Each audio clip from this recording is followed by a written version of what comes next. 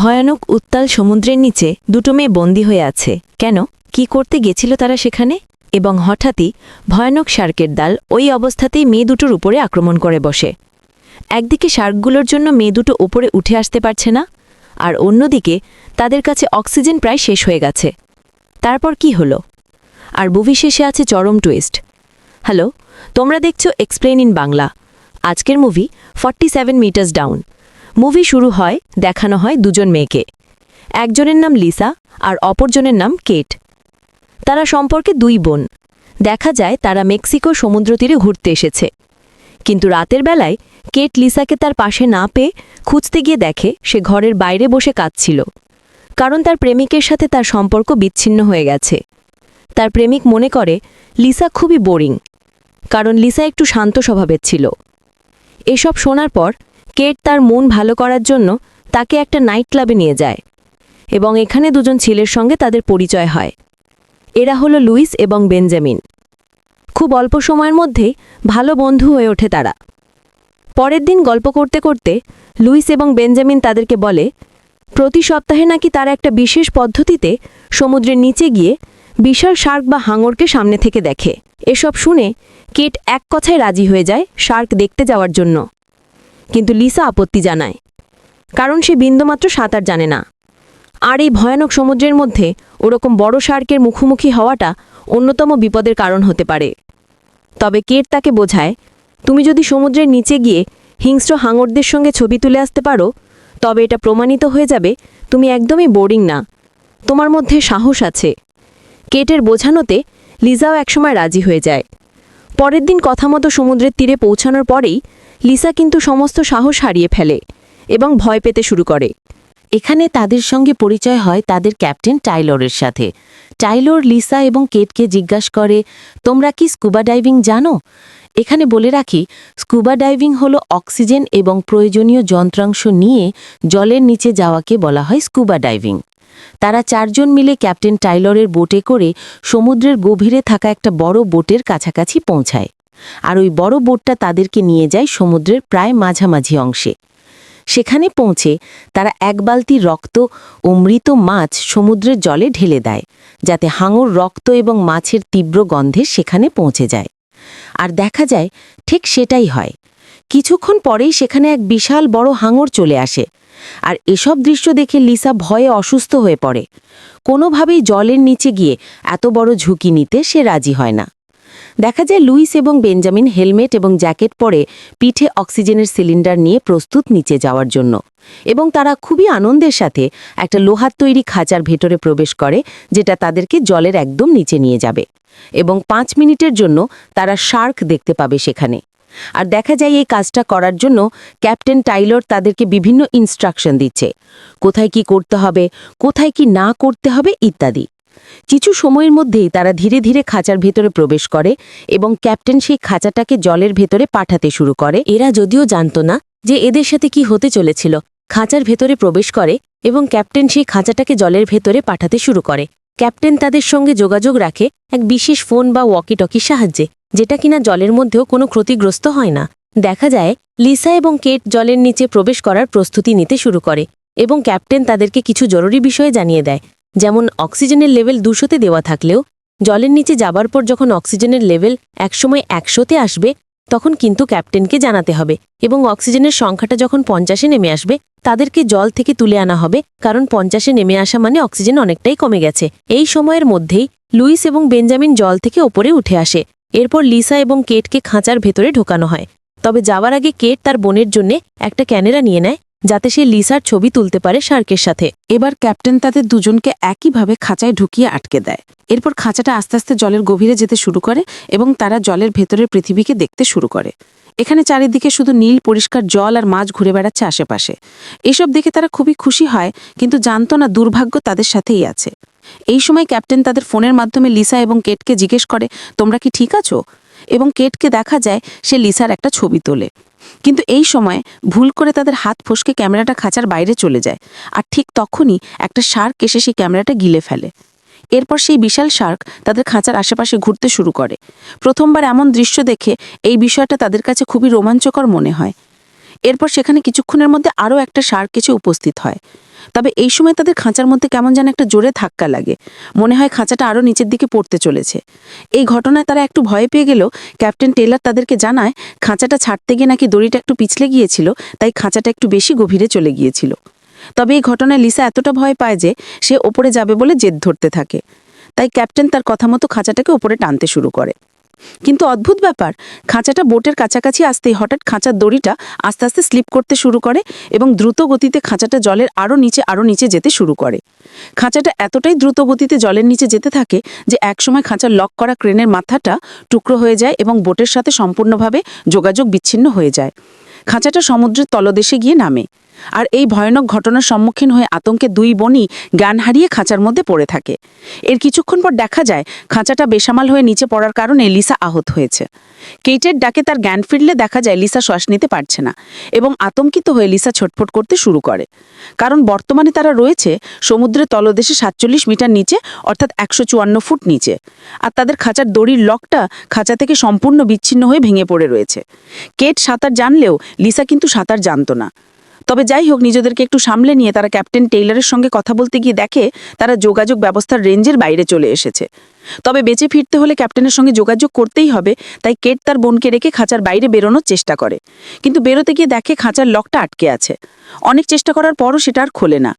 তখন কেট তার অক্সিজেনের সিলিন্ডার খুলে খাঁচার রডের ফাঁক দিয়ে বাইরে বেরোনোর চেষ্টা করে। কিন্তু সেখানে অক্সিজেন মাস্কটা আটকাচ্ছিল এবং এই জন্য সে অক্সিজেন মাস্কটাই খুলে রেখে খাঁচার বাইরে বেরিয়ে যায় এবং কোনো মতে আবারও নিজের মাস্ক এবং অক্সিজেন সিলিন্ডার নিয়ে খাঁচার সাথে আটকানো ক্রেনের ভাঙা অংশটা পাথর থেকে ছাড়িয়ে নিজের সর্বশক্তি দিয়ে খাঁচার উপর থেকে ঠেলে ফেলে দেয় এবং সে সাঁতরে উপরের দিকে যেতে শুরু করে। তার ওয়াটারপ্রুফ মাইক্রোফোনের সাহায্যে সে টাইলরের সঙ্গে কথা বলার চেষ্টা করলে সৌভাগ্যবশত কিছুক্ষণ পর ক্যাপ্টেন তার কথার উত্তর দেয় এবং ক্যাপ্টেন যখন জানতে পারে সে খাঁচার বাইরে রয়েছে, ক্যাপ্টেন প্রথমেই বলে, তুমি আগে যত তাড়াতাড়ি সম্ভব খাঁচার মধ্যে ঢুকে যাও, কারণ তুমি যে জায়গায় আছো সেটা প্রচণ্ড বিপজ্জনক। এটা শুনে কেট খাঁচায় ফিরে আসে এবং কিছুক্ষণ পর তারা একটা আওয়াজ শুনতে পায়। আওয়াজটা শুনে তাদের মনে হয় এটা নিশ্চয়ই কোনো বোটের ইঞ্জিনের আওয়াজ, কিন্তু সেই আওয়াজটা আস্তে আস্তে দূরে চলে যাচ্ছে, অর্থাৎ হয়তো বোটটা তাদেরকেই খুঁজতে এসেছে এবং তারা জানেও না জলের নিচে কেট আর লিসা আছে। সুতরাং কেট তাড়াতাড়ি খাঁচার বাইরে গিয়ে আবারও তাদের ক্যাপ্টেনের সঙ্গে যোগাযোগ করার চেষ্টা করছিল, তখনই একটা বিশাল বড় শার্ক তাদের দিকে ঝাঁপিয়ে আসে। খাঁচার দরজা খোলার আগেই সেই শার্কটা সেখানে চলে আসে, কিন্তু শার্কের মুখে যাওয়ার আগে কোনো রকমে খাঁচার ভেতরে ঢুকে পড়ে কেট এবং এইবারের মতো বেঁচে যায়। এদিকে শার্কটা তার হাতের খাবার এভাবে বেরিয়ে যাওয়াতে প্রচণ্ড রেগে যায় এবং খাঁচার রড সমেত এক কামড়ে ভেঙে দেয়। তবে খাঁচাটা মজবুত হওয়ায় সেটা টুকরো হয়ে যায় না। তবে এই ঘটনায় কেট আর লিসা একটা জিনিস পরিষ্কারভাবে বুঝতে পারে যে এই খাঁচাটা কিন্তু খুব বেশিক্ষণের জন্য নিরাপদ নয়। শার্ক যদি চায় এটাকে ভেঙে ফেলতেই পারে। এদিকে তারা এত কম পরিমাণ অক্সিজেন নিয়ে বেশিক্ষণ এখানে টিকতেও পারবে না। অক্সিজেন শেষ হলে তাদের প্রাণও শেষ হয়ে যাবে। আমার যদি তারা সাঁতরে ওপরে উঠতে যায় তাহলে সেটাও করতে হবে অনেক ধীর গতিতে, কারণ ক্যাপ্টেন বলে দিয়েছে যত দ্রুত গতিতে ওপরে উঠবে তত কিন্তু তোমাদের মাথার ক্ষতি হবে মস্তিষ্কের ভেতরে, এবং অক্সিজেনও কিন্তু দ্রুত শেষ হয়ে যাবে, কারণ দ্রুত গতিতে ওপরে উঠলে বেশি ঘন ঘন শ্বাস নিতে হবে এবং বেশি ঘন ঘন শ্বাস নিলে অক্সিজেনও শেষ হয়ে যাবে। তাই 5 মিনিট পর পর থেমে থেমে ধীর গতিতে যেতে হবে। কিন্তু এমনভাবে গেলে তো তারা খাঁচার থেকে বেরোনোর মাত্রই শার্কের পেটে চলে যাবে। কি করবে তারা এখন? তারা বুঝতে পারে তাদের দুজনের মধ্যে লিসার কাছে 80% অর্থাৎ 20 মিনিটের জন্য অক্সিজেন আছে, আর কেটের কাছে আছে মাত্র 30% অক্সিজেন। এই সময় হঠাৎ তাদের খাঁচা থেকে কিছু দূরে একটা টর্চের আলো দেখা যাচ্ছে না? তারা ভাবে যে জেভিয়ার হয়তো তাদেরকে রক্ষা করতে এসেছে, কিন্তু টর্চটার আলো এক জায়গায় গিয়ে থেমে থাকে, কোনো নড়াচড়া নেই। এদিকে কেটের অক্সিজেন প্রায় শেষের পথে দেখে লিসা সাহস করে সেই খাঁচার বাইরে যাওয়ার সিদ্ধান্ত নেয়। লিসা বাইরে বেরিয়ে কেটের শেখানো কথা মতো মাটি ঘেঁষে ঘেঁষে একটু একটু করে এগোতে থাকে। এমন সময় তার সামনে একটা শার্ক চলে এলেও কোনো রকমে একটা পাথরে ঘেরা জায়গায় সে নিজেকে লুকিয়ে ফেলে। প্রতিটা মুহূর্ত বিপদ এবং মৃত্যুকে সে নিজের মাথায় বহন করে নিয়ে চলছিল, যে কোনো মুহূর্তে শার্কের পেটে চলে যেতে পারে। অনেকটা চেষ্টা করার পর লিসা সাহস করে সেই টর্চটার কাছাকাছি আসে। সেই টর্চটা ততক্ষণ নড়ছিল না এবং সে দেখে ওখানে কোনো মানুষই নেই এবং এটা দেখার পর লিসা যখন ফেরত আসার চেষ্টা করে সে দেখে সে পথ হারিয়ে ফেলেছে। সে বুঝতে পারছে না তাদের খাঁচাটা কোথায় রয়েছে। লিসা খাঁচায় ফেরত যাওয়ার রাস্তা খুঁজতে শুরু করে। এমন সময় আবারও একটা শার্ক তার সামনে দিক দিয়ে চলে যায়। এর সাথে সাথেই সে পেছন ঘুরে দেখে জেভিয়ারকে। জেভিয়ার কে ছিল? জেভিয়ার ছিল টেইলরের একজন সাথী। জেভিয়ার লিসাকে খাঁচায় যাওয়ার কথা বলতে বলতেই একটা শার্ক জেভিয়ারকে খেয়ে ফেলে। এই দৃশ্য দেখে লিসা পাগলের মতো খাঁচার দিকে যেতে শুরু করে এবং এই সময় লিসা দেখে জেভিয়ারের মৃতদেহটা ভাসছে। সে মারা গেছে। কোনো মতে জেভিয়ারের সঙ্গে থাকা স্পিয়ার গান এবং তার গায়ে লক করা দড়িটা সে নিয়ে আসে, কারণ সেটা বোটের সাথে যুক্ত ছিল। এখানে বলে রাখি, স্পিয়ার গান হলো একটা বিশেষ বন্দুক যা জলের নিচে মাছেদের শিকার করার জন্য চালানো হয়। এবং এই সময় কেট খাঁচার মধ্যে পাথর দিয়ে আঘাত করছিল যাতে তার বোন এই শব্দ শুনতে পায় এবং সেই আঘাতের শব্দ অনুসরণ করে লিসা শেষ পর্যন্ত খাঁচার কাছে চলে আসে। খাঁচার করে পৌঁছতেই লিসার হাতে আটকে থাকা দড়ির লকটা সে খাঁচার সাথে আটকে দেয় এবং সে টাইলারের সঙ্গে কথা বলার জন্য আবারও উপরের দিকে যায়। ফোনের সিগন্যাল পাওয়ার পর ক্যাপ্টেন টাইলার লিসার সমস্ত কথা শুনে তাকে বলে লিসা খাঁচায় ফিরলে দ্রুত তারা খাঁচাটা জলের থেকে তোলার ব্যবস্থা করছে এবং লিসা কথা মতো খাঁচায় ফিরে আসে। এদিকে ক্যাপ্টেন টাইলার কথা মতো তাদের খাঁচাটা উপরে তোলা শুরু করে। তাদের খাঁচাটা একটু একটু করে উপরে উঠতে থাকলে দেখা যায় তাদের দুই বোনের আনন্দ যেন আর শেষ হচ্ছে না। কিন্তু তাদের কপালে দুর্ভাগ্য লেখাই ছিল।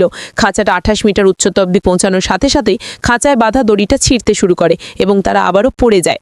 একইভাবে তারা পৌঁছে যায় 47 মিটার নিচে এবং এত উঁচু থেকে খাঁচাটা এবার পড়ার কারণে লিসার পা খাঁচার মধ্যে আটকে যায়।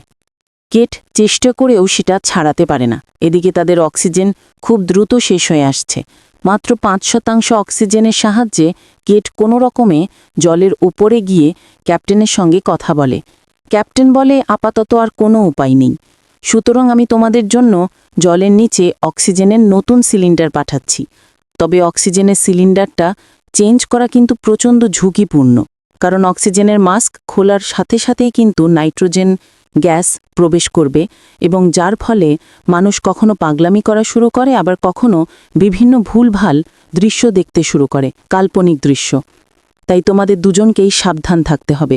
এছাড়াও টেলর বলে যে আমি একটা উদ্ধারকারী দলকে খবর দিয়েছি যারা জলের নিচে গিয়ে তোমাদেরকে উদ্ধার করে নিয়ে আসবে এবং ওরা আসতে আরও 1 ঘন্টা লাগবে। আর এই 1 ঘন্টা কিন্তু তোমাদের জীবনের সবথেকে ভয়ানক সময় হতে চলেছে। তাদের কাছে অক্সিজেনের সিলিন্ডার এসে পৌঁছায় এবং সাথে পৌঁছায় ফ্লেয়ার্স। ফ্লেয়ার্স কি? ফ্লেয়ার্স হলো অনেকটা তারাবাতি বা আলোর বাতির মতো। এটা সাধারণত রেস্কিউ মিশনের ক্ষেত্রে ব্যবহার করা হয়, কিংবা এটার সাহায্যে হিংস্র জন্তুরাও ভয়ে পালিয়ে যায়। ইতিমধ্যে দেখা যায় কেটের আশেপাশে বিশাল শার্কেরা ঘোরাফেরা করছে। প্রথমে কেট মাটির কাছে ঝুঁকে থাকলে শার্ক তাকে দেখতে না পেয়ে চলে যায়। এর কিছুক্ষণ পর কেট খাঁচায় ফেরার সিদ্ধান্ত নেয়, কিন্তু কেট মাথা তুলতেই এক নিমিষে একটা বিশাল শার্ক এসে কেটের উপরে হামলা করে। এই দৃশ্য দেখে লিসা ভয়ে কাঁদতে শুরু করে। এভাবেই কেটে যায় বেশ কিছুক্ষণ। লিসার কাছে অক্সিজেন রয়েছে মাত্র 4%, আর কিছুক্ষণের মধ্যেই তার কাছে আর কোনো প্রাণবায়ু থাকবে না।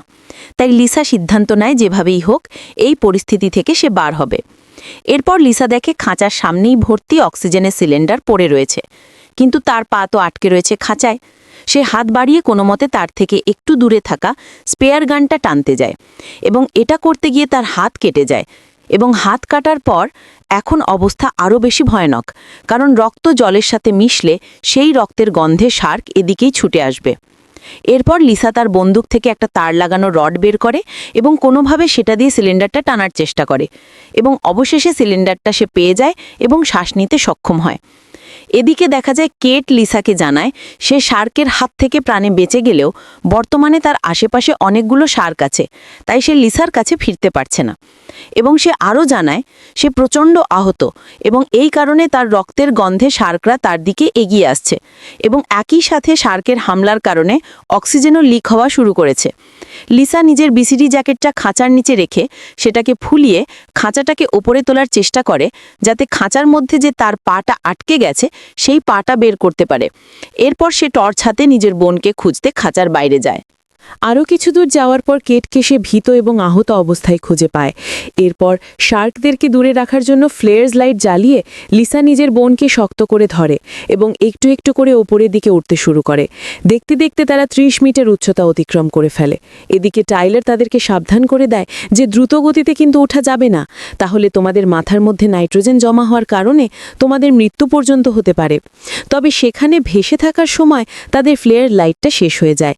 এরপর দ্বিতীয় লাইট জ্বালাতে গেলে সেটা জলে পড়ে যায়, আর তৃতীয় লাইটটা জ্বালাতেই তারা দেখে তাদের সামনে দুটো বিশাল শার্ক চলে এসেছে।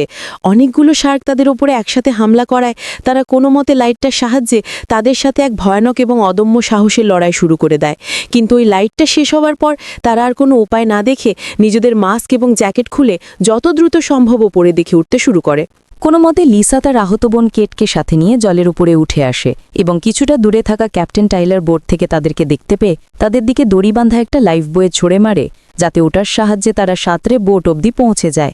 কিন্তু তার আহত হওয়ার কারণে তাদের শরীর থেকে বেরোনো রক্ত জলের মধ্যে মিশতে শুরু করে, আর এই রক্তের গন্ধে একটা শার্ক তাদের উপরে হামলা করে। শার্কটা একবার কেটের পা কামড়ে ধরে আরেকবার লিসার, কিন্তু তারা দুজনেই শার্কের সাথে হার না মেনে লড়াই করে যায়। এদিকে ক্যাপ্টেন টাইলার লাইফ বয়েতে বাধা থাকা দড়ির সাহায্যে তাদেরকে টেনে টেনে বোটের মধ্যে তোলে। ক্যাপ্টেন টাইলার লিসাকে জিজ্ঞেস করে, তুমি ঠিক আছো? লিসা কেমন যেন অস্বাভাবিক আচরণ করতে শুরু করে, যেন সে একটা ঘোরের মধ্যে রয়েছে। এর কিছুক্ষণ পর যা দেখা যায় তাতে মাথা ঘুরে যায়, কারণ এতক্ষণ ধরে যা ঘটনা ঘটছিল সবটাই ছিল লিসার কল্পনা। আসলে নতুন অক্সিজেন সিলিন্ডার লাগানোর পর তার মস্তিষ্কে নাইট্রোজেন গ্যাস প্রবেশ করায় সে হ্যালুসিনেট বা কল্পনা করছিল, যেই বিষয়ে ক্যাপ্টেন টাইলার তখন তাদেরকে সাবধান করেছিল।